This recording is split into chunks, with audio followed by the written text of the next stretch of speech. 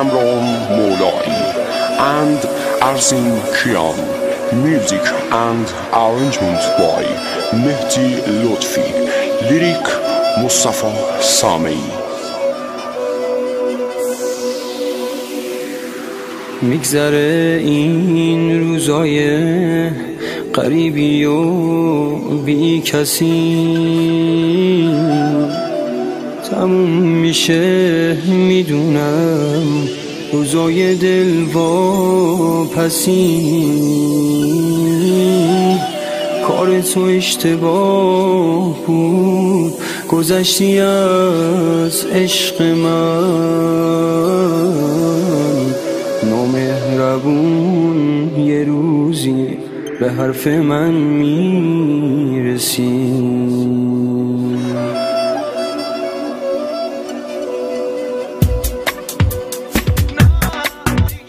نه دیگه بر نگرد عزیز، نه اشک چشماتون نریز، نه نمیخوام باشی پیشم، نه دیگه عاشق نمیشم. وای که چقدر ساده بودم که به تو دل داده بودم. تو دلمو فریب دادی، تو از چشم منو افتادی. The production Line Rock Record.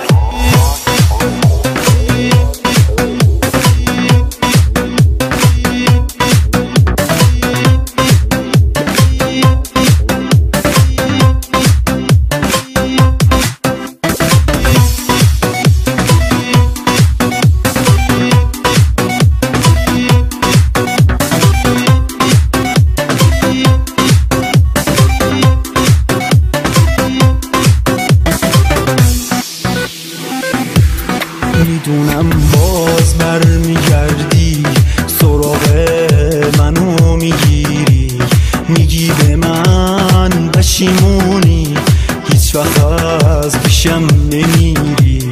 بدونم ماه عزیزم که من از عشقت گذشتم، فایده ای